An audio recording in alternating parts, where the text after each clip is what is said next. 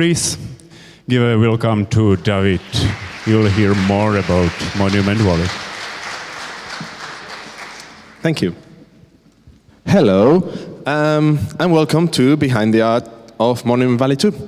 Well, the room is... by the way, this is such an amazing venue. I asked for a zip line to come like the Phantom of the Opera, but it wasn't available. But it's pretty crazy. So I can't really see you guys, but how many of you have played Monument Valley? Good. How many of you have played Monument Valley 2? Nice. It's on Android now. There's no excuses. But there's going to be spoilers, so sorry about that. Hello.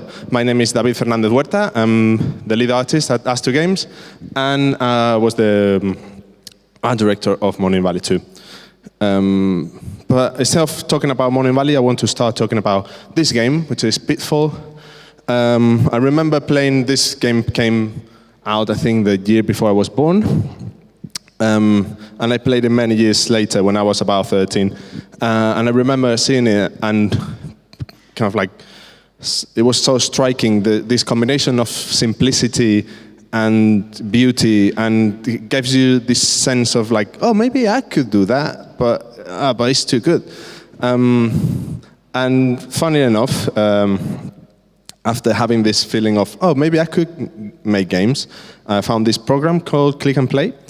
And I made something at some point that looked a bit like Pitfall, even if it didn't play like Pitfall. But I never thought of games as anything much other than my hobby. So I want to study art. This is the building in which I studied being demolished. It's something different now. I don't know anything about it.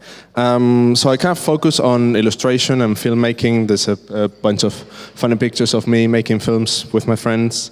And you'll be thinking, but then we come here to talk about Monument Valley. But I think this is important to remember, because I think that at some point I changed my mind, and I think that's a very important lesson for me personally, and also for the development of Monument Valley 2. I think it's a valuable lesson for everyone. So learning to change your mind and carry your life experiences with you, kind of like to make your work the best possible. So after studying art, I went on to work on games. There's some of my first games. On the second one with a pink penguin was my first game as a professional, which actually was this week my 10-year anniversary. So happy birthday, me. I did other things. Zombie Panic in Wonderland is a game for WiiWare. I was a freelancer for a while, did game jams, illustration, and 4 years ago, I joined ustwo. And ustwo is, now ustwo Games is a games company, but back then ustwo, the main ustwo would still exist, wasn't a games company. It's a UX UI studio, and that gave us a completely different focus of the kind of games that we were going to make. This is a picture of one of the founders, Matthew Miller, aka Mills, and what he said to us is like, don't worry about the money, don't worry about time, just make something that is amazing. Because if you're working on a design studio, chances are that you're working for clients, everything is secret, you can't really show, not even tell what you're working on. So the idea of Monument Valley started kind of to make things that people will look at and say like, oh, who made this? And then find out that there's by this company that you can work with, kind of. But before Monument Valley, there was a couple of games before, Whale Trail and Blip Blob, to name two. But of course, we only became famous with this other one.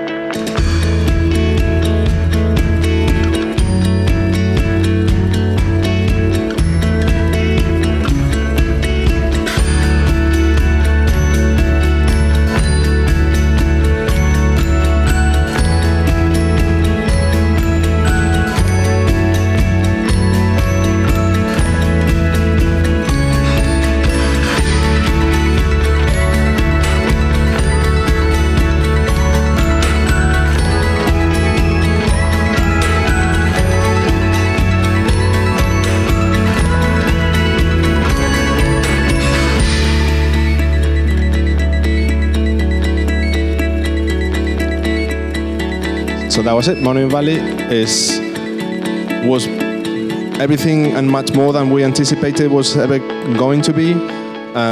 By the way, this trailer was made by one of our programmers, which goes to show the kind of like team kind of mentality that we have. Everything is everyone's responsibility kind of thing. But of course, yeah, Monument Valley became really huge.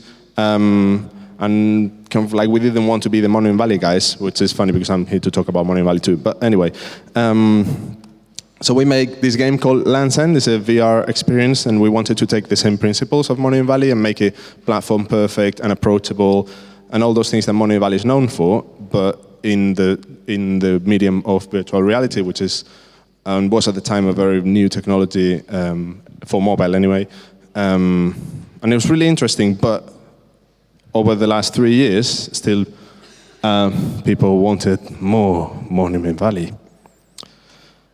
So we started working on a sequel. And I kind of have something to confess. I hate sequels. There's something horrible about them. Also, I watch them all because there's something really exciting about them. Like, you know everything and you want to, what's happened with these characters and what you cannot take them further. So to me, yeah, there's many reasons, like, why did you make Monument Valley 2? It's kind of like, I don't care. I think the question is not why we made a sequel, it's why we made it like this. And looking back at kind of like famous sequels of cinema when I was a kid, everyone loves, of course, Star Wars, good sequel, yes. Everyone loves Aliens, also good sequel. Terminator has a great sequel. The Godfather has a good sequel. And if you start looking at these things, it's like, okay, they do expand on the original idea, but what they're doing is taking these personal issues and family business kind of thing and put it as the main driving force of the narrative. And it's funny because sequels have this thing about, I think this picture is going to show it better. There's always a first game that you don't want to disappoint, but you also hate because the original game has all the answers, and you feel like I don't know, it's this weird dynamic of building a sequel. And in the meantime, I also had my own sequel. So this is my son Atlas, which is there in the audience. So I think all these things kind of like started, for me, being a big reason to why make a sequel in this way, and like to make it personal was very important. And if you take that and multiply by all the new members of the team, so this is the team that made Monument Valley 2, which is roughly double the size as the team that made Monument Valley 1. And some of them, this is some of the new designers and artists' works before they join or in their own personal work. And you bring all these new ideas and reasons to make a game in the way that it was made. But also we found that we have to explain again to ourselves and to the team like what was Monument Valley. Because we had taken it for granted for so long that we kind of like, we started working on it like, it's not really why is it not really working? So I am going to explain you all what a Monument Valley level is. So for the first game, we established that each level in Monument Valley had to work on 3 different levels. It had to work as something interactive, it's playful, it's interactive, it's touchable, but also is architecture. It's not just puzzle design in the void. The puzzles are based around buildings. And also, we used to kind of like half joke, half serious, said that every screen could be printed out and put on a wall. So we took very seriously like every screenshot of the game. There cannot be an ugly screenshot of the game. And overall, this concept that surprise and pleasure are for this project more valuable than difficult puzzles. That's not to say that I love hard puzzles, but not for Monument Valley. They don't really work. We've tried it. But we also didn't want Monument Valley 2 to feel like it was another level pack that is like we did with Forgotten Shores or I Just Dream, which was people liked them and they were more complex, and but they didn't kind of like bring enough to be called Monument Valley 2. And we kept asking ourselves these questions for months and trying to figure out what was it about Monument Valley. Now we had decided to work on it, but we didn't really know what it was. And we came back up to this idea of family and the new moments and characters and their emotional impact. We found that that was what was making Monument Valley 2 a true game in its own merit, and with this idea of family and relationships. So we started casting the net really, really wide. I joined the project after a couple of months of kind of like mechanic prototypes as the art director, and I started just working on characters. What character could be the main character of this game? And you can see we tried many different things, staying in the same kind of same visual language, but kind of like, what if it looks more like Maleficent from Sleeping Beauty, or this random detective from the 1940s, or these creepy guys with antlers, and playing with the level of detail and kind of like the level of the how much information you give your character. Because the original character in Monument Valley 1, Princess Ida, has this so distinct silhouette that you know from one picture that she is a princess. And we wanted to find something that was equally distinctive, but we didn't really know what. These are the first pictures of the idea of two characters, one guiding the other. We also have RuPaul there on the right. So I did this kind of like 100 characters or so, and we said, okay, let's put them on the wall, let's wait for some time, and move on with life. And I started working on some visual treatments for how different could it look from the original game, and trying like more texture or photography compositions, playing with different materials and shiny things. The idea of using these more crazy colors, these more vibrant palettes. Everyone talks about the colors in Monument Valley 1. Like, okay, let's bring that to the next level, using combinations with illustration, breaking the perspective. Why not put in an elephant with... there is an area in London that is called Elephant and Castle. So I always thought of that, Elephant and Castle. And playing with tone as well. And this idea of like a darker story. In this case, it was a story about self-discovery and self-acceptance and learning to know who you are. And we kind of like liked all these things. I liked all the characters, liked all the ideas. So it's like, oh, what if we can have it all? And we can have this amazing anthology. If Monument Valley is just one tiny story in Monument Valley 2 is this amazing library of all the stories that we love. And we took that idea and we said, okay, that's Monument Valley 2. Monument Valley 2 is a compendium of these different stories. And you have Princess Ida, but you have this mother and child, you have a couple of lovers, you have these characters searching for her true self, blah, blah, blah. You have all that. And we said, like, okay, that's cool. Let's run with that. And we started looking at inspiration. Because, as everyone knows, ascending and descending in this particular case, but MC Escher in general, a big inspiration for Monument Valley. But we said, okay, everyone says Monument Valley and MC Escher in the same sentence every time. So we had to say goodbye to Escher. We have to say, okay, that's enough. We had enough with you. We just want to move on with our artistic endeavors, and we started looking at other things. Of course, a spectacular architecture from around the world wasn't never going to go away, but in particular, we started looking more at Art Deco.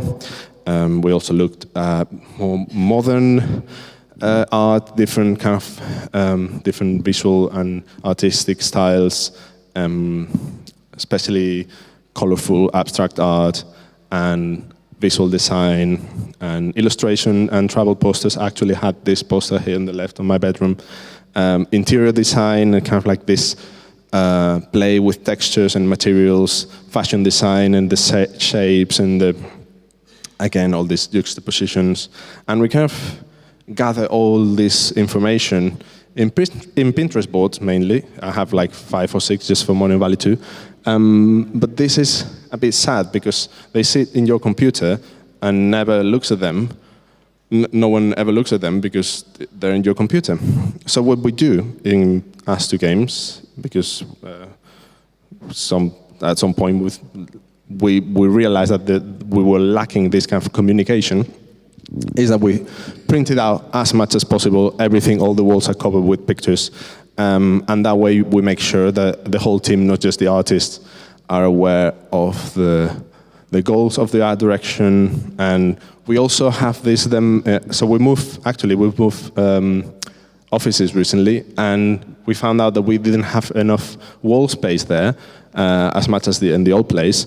So what we did is we bought these foam boards and just put all the pictures in the foam boards, and we do hot desking as much as possible, but you just take your references with you and you move around the studio, and everyone kind of like, it feels like it's part of an organic part of the studio.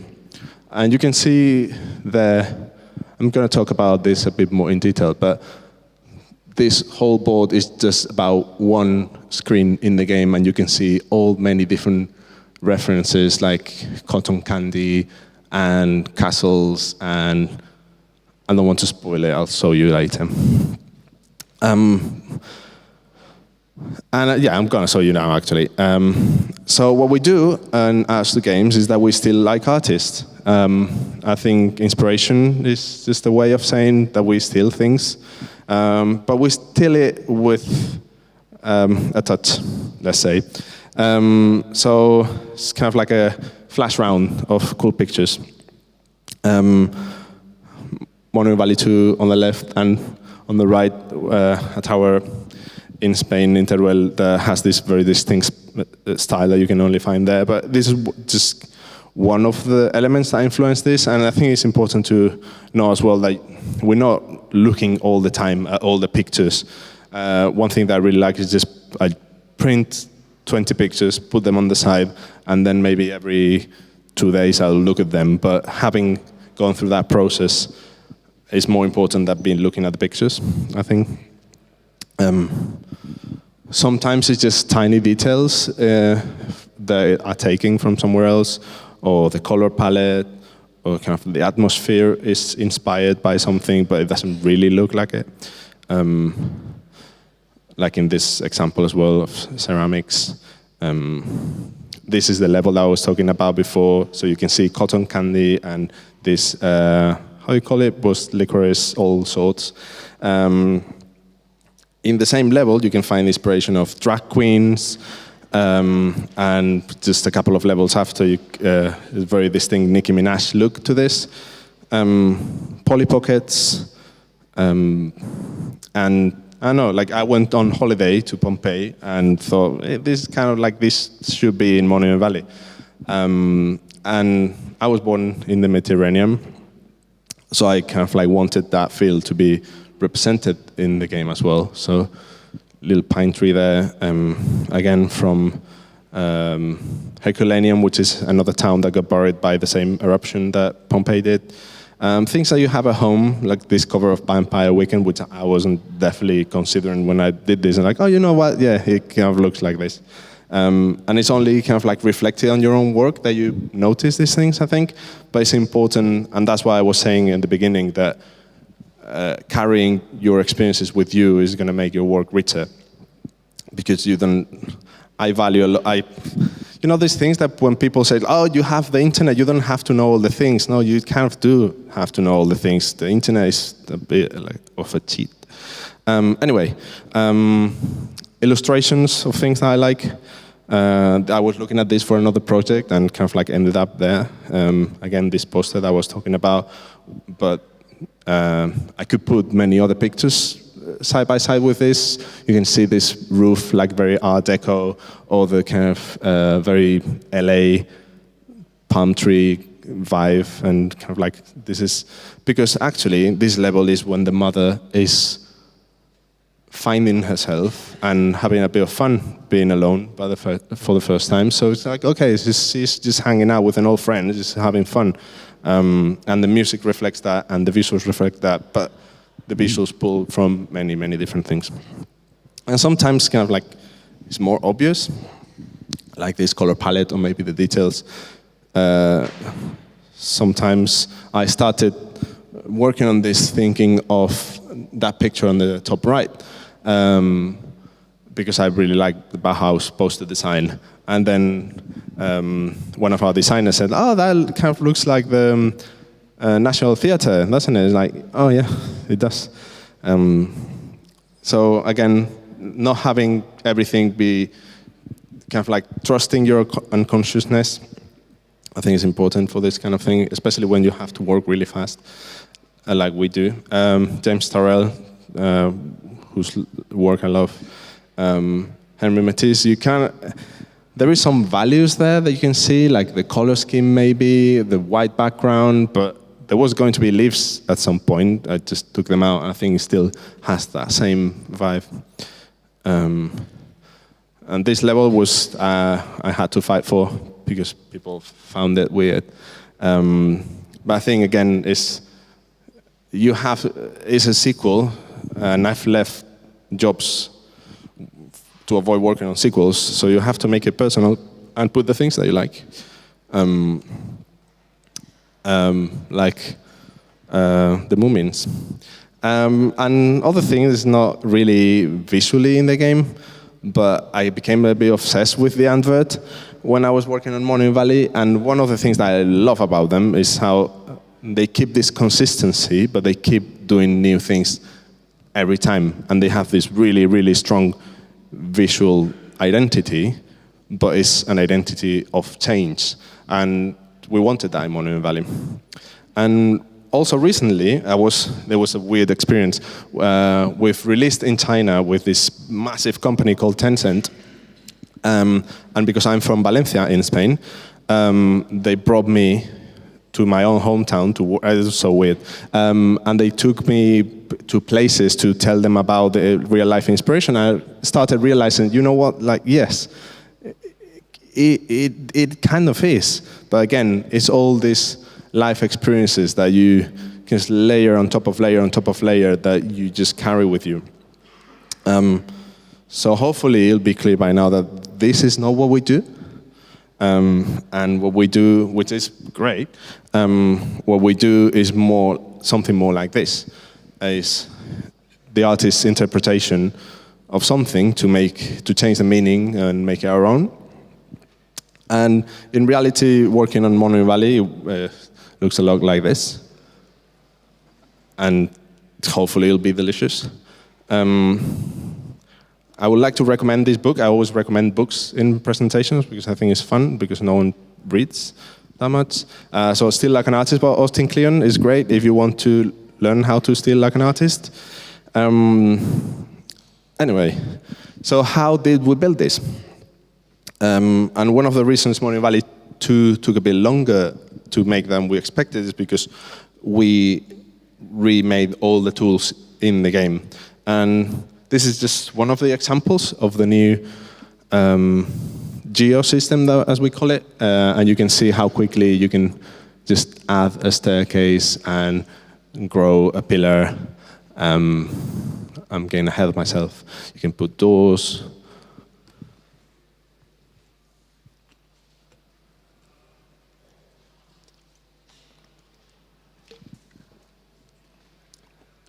And just in a matter of seconds, you have something playable and working. And that flexibility is what you need if you're like us, which is like not happy with anything. And we follow these principles of kind of like tool-oriented, or kind of like UX-oriented tool design with the shader as well. Oh, sorry, I'm getting ahead of myself. This is not the shader yet. But impossibility, I have to mention, because people always ask about impossibility. Monument Valley is made in 3D, and the camera is flat, and there are things that just coincide in camera space but not in world space, and the character is teleported. Just like that. And it just works. I don't know how it works, but we have clever programmers. But yeah, I was going to talk about the shader, right? So in games, usually, you have a color for the light, and you have a color of the ambient light. Who are you? Who's this guy? Who invited that color to the party? No one did. So we wanted something that was more like illustration and that was following these ideas from a 2D design point of view. So for the first Monument Valley, we made this shader that does exactly that, lets you choose a color for each axis. We added a couple of nice things to it: rim color, light multiplier, like AO, and it was working well. But over the development of Monument Valley and its expansions, we realized that we could do more. So we created this that we call the Uber shader, because it has everything in it. It's basically, instead of having one shader that does its different thing, this shader has all the options that you can tick and untick things, and you can use gradients now, which are great for kind of like creating these atmospheric looks with very little detail. And I thought, oh, it would be cool, just click on all the things, and it'll take 1 minute. And this video is 1 minute, but it's been sped up because it took me like 8 minutes to just tick all the things and move a slider once. But this appreciation of tool design is what made, like, it took a long time to develop in the beginning, but it meant that the artists in the game could make these really crazy changes really quickly, especially when, well, okay, spoiler alert, we kind of made the graphics for the whole game in the last 4 months of development. So again, color is another thing that people ask about. Joseph Albers, The Interaction of Color, another book that I always recommend, and it's also very beautiful, so you don't need to read it, just look at the pictures, they're great. So we did this thing with the gradients, and fairly early on, it's probably the first 3D model that I did for Monument Valley 2. It's kind of like this fake scene. We had this idea of this populated city. You can't see any characters, but the idea was to have much more richer amount of detail. And just in a couple of hours, you can just pick these colors and give a complete different look to a scene, thanks to these amazing tools that the programmers made for us. We did these benchmark pictures.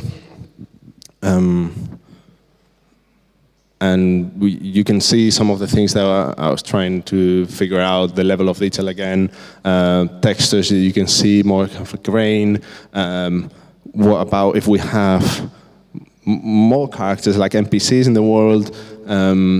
What other things?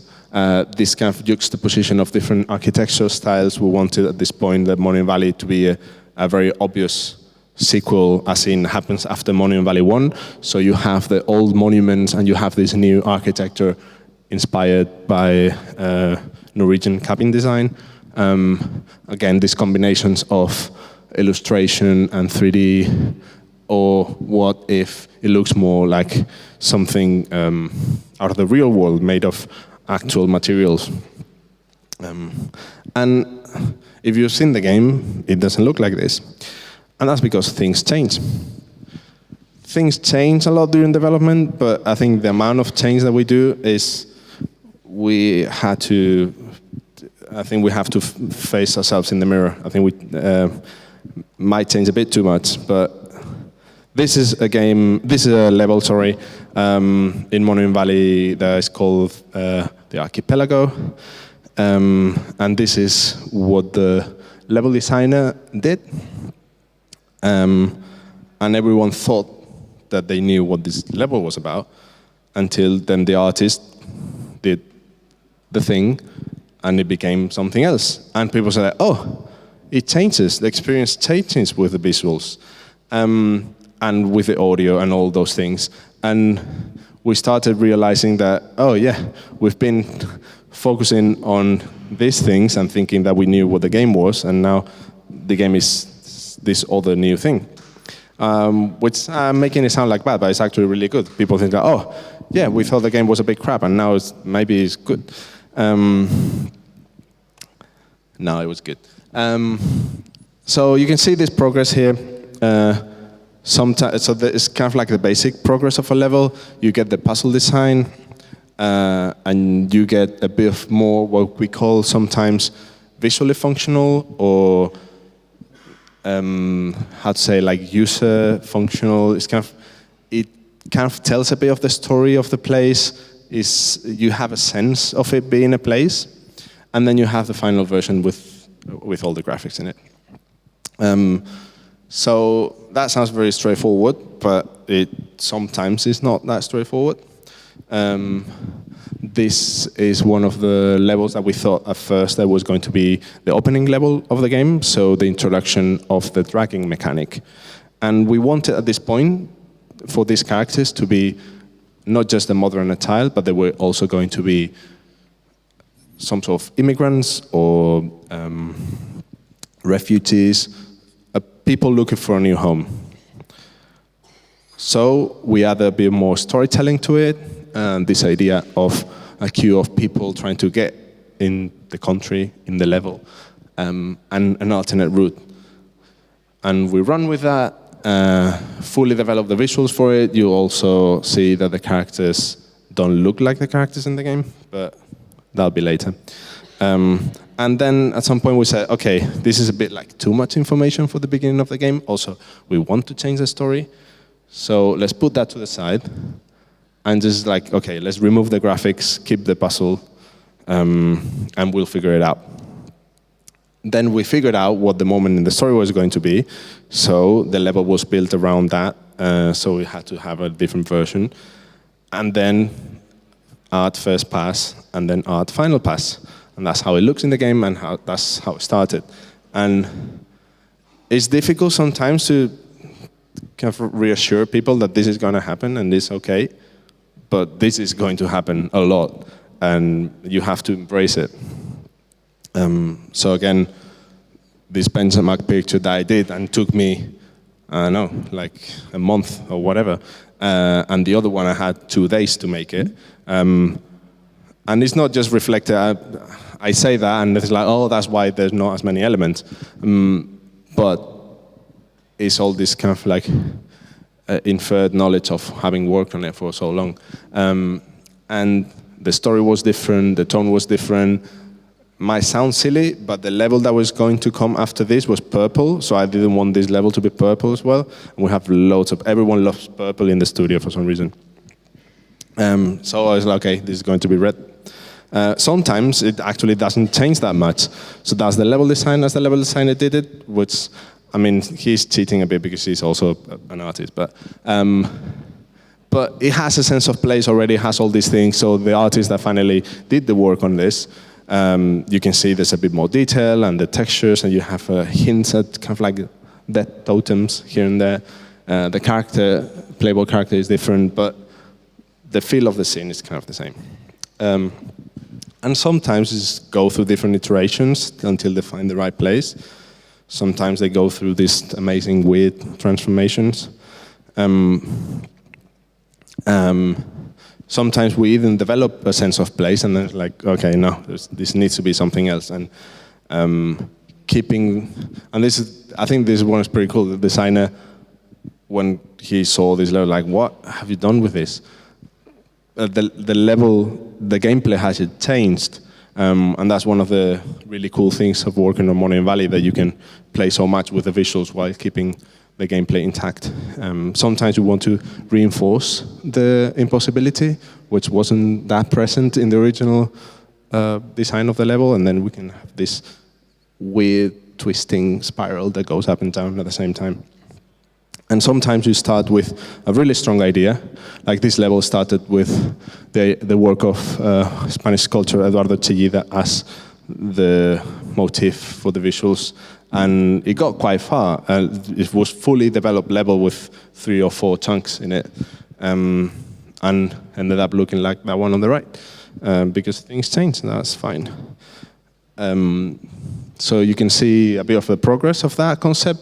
The original design, then it became a tower, and then we realized a tower is not really what this needs, because the gameplay is about bringing one thing from one side to the other side. So why not canyon? A canyon seemed like a good idea, but Monument Valley is a game about architecture, and this wasn't architecture. So it ended up a bunch of tiny, little cute buildings floating on a lake. But it's not just visuals that change. We had this huge structure, a story of the game with these multiple characters, as I talked about. Let's see them again. Hello. So they're going to be the main characters in the game. If you have played the game, several of you who have, you haven't seen any of these guys there. And we realized at some point, well, this is one of the first demos that we did. It was meant to be fully developed, but we never got to it. But you'll see that we started already working with the mother and child as the original characters.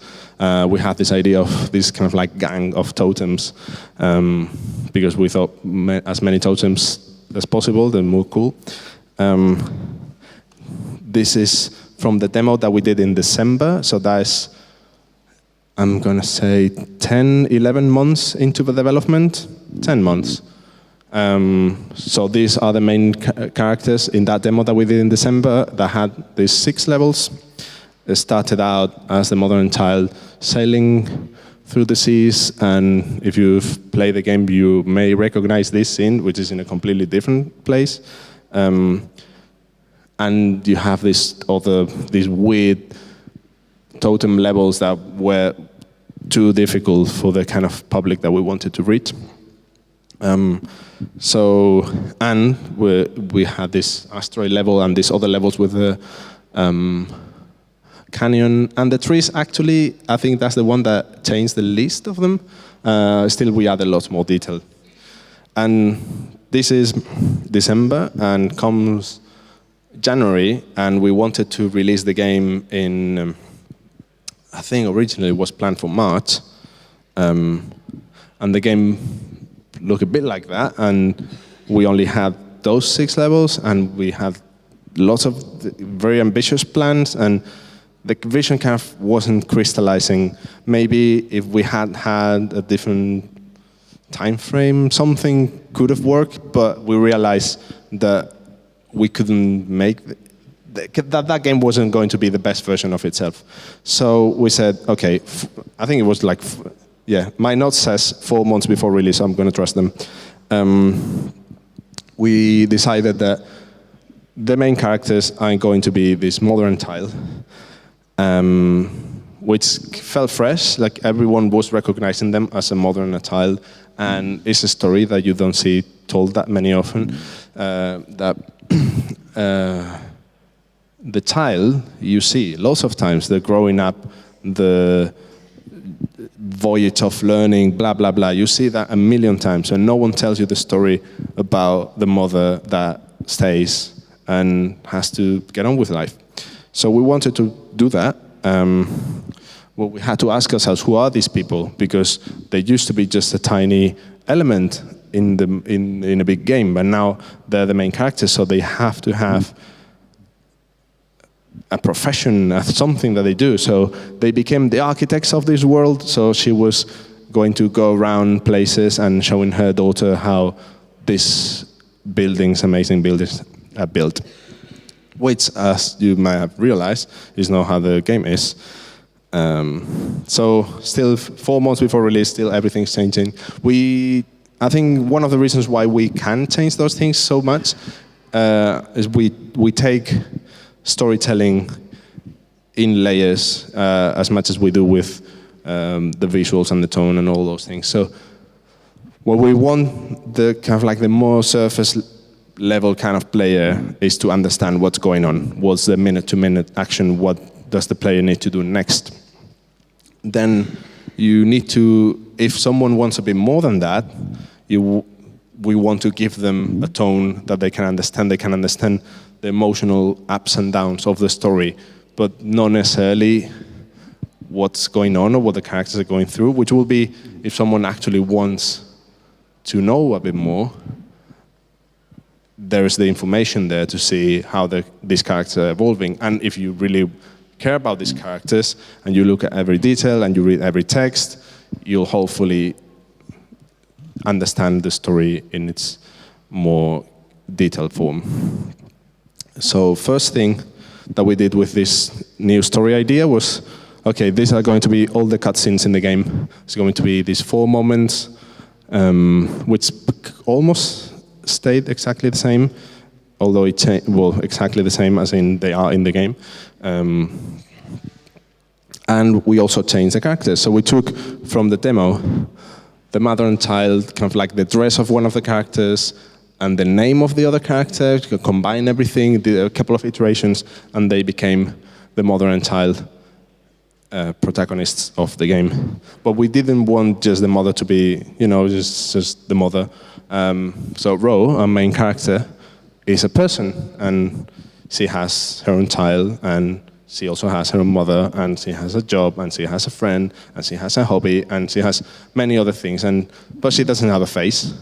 And you have to do all this storytelling without having faces, because the characters are really tiny on screen, and they don't really work, and that's kind of like established by the first game. At the end of the day, you just have to kind of like develop these characters, give them enough so the players can understand what's going on. So with all this in mind, then the next kind of big milestone we had was this demo that we did in February. And we released in June, so it's like three and a bit months of development left. And this level wasn't supposed to be a level with a mother and child, but it was the level that is the only level that had graphics in it, and we wanted to show it.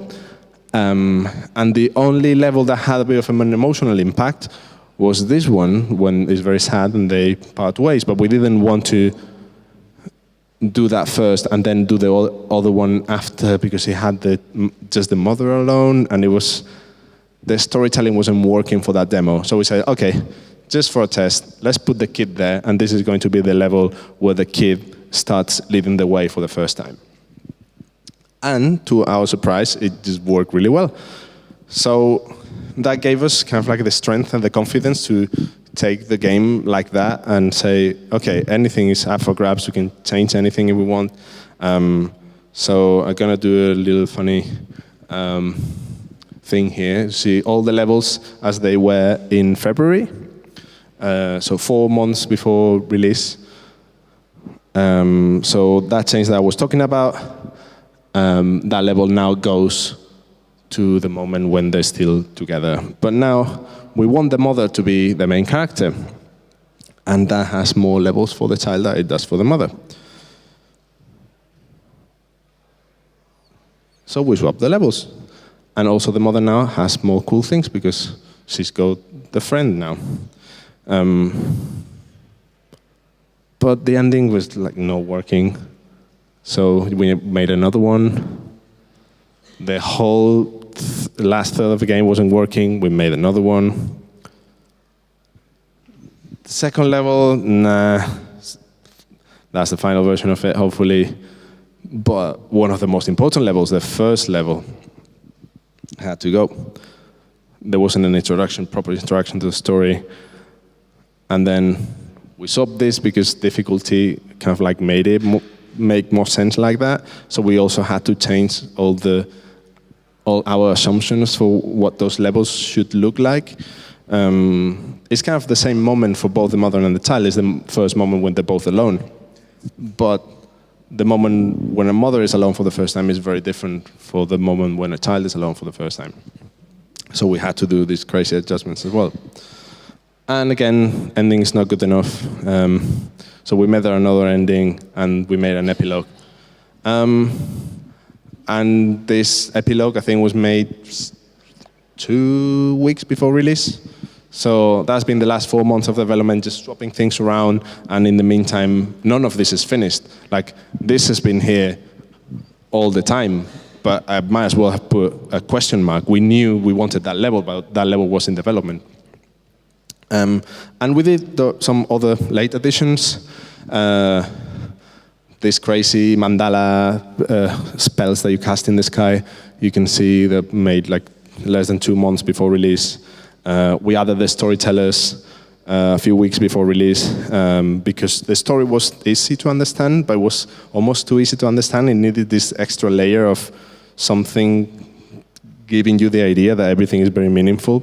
It's not to say that it's not meaningful, but it kind of like lacked that gravitas. The level select, it went through like 6 different iterations, and this was finished or almost started like 3 or 4 weeks before release. And the reason we are able to do all these things is because we prototype, we user test, we iterate, and we change. And for us, user testing, and that's the reason why I asked Jonathan Blow this morning this question. For us, user testing is very important, but sometimes you can feel like we gave too much importance. I don't know, it's hard to tell, but I think you have to be very careful with the way you user test. And you have to look for patterns and behaviors, but not ask anyone for solutions. Just watch people play, and it's very important to us to put the game in front of people, because we want the idea of this game is that everyone can play it. So you have to make sure that everyone can play it by just making them play. And that's my best friend from high school, which is weird. I don't know how he made it into the presentation. And this is the game. We made it.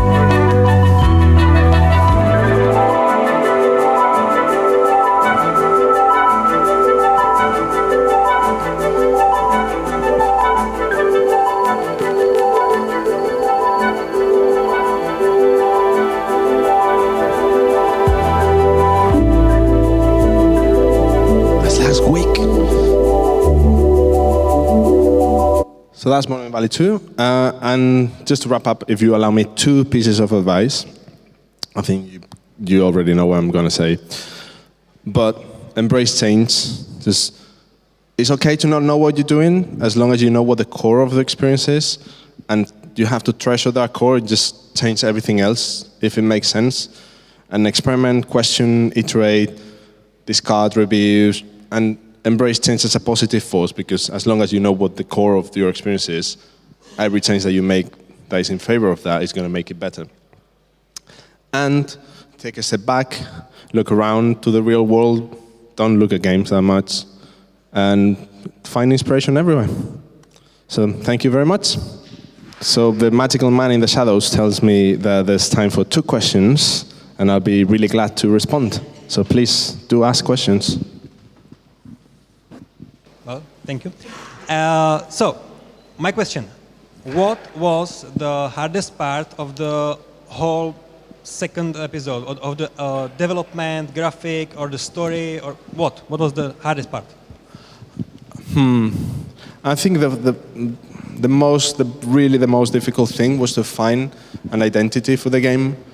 We knew what people wanted more Monument Valley. We knew we had that itch to make more Monument Valley. We didn't really have more than that to go on with. So it took us a long time to figure out what the actual thing about Monument Valley 2 was. And also we had these all new different team members that they needed to be introduced to Monument Valley again in a way, and find the ways to kind of like communicate through level design in the way that Monument Valley does.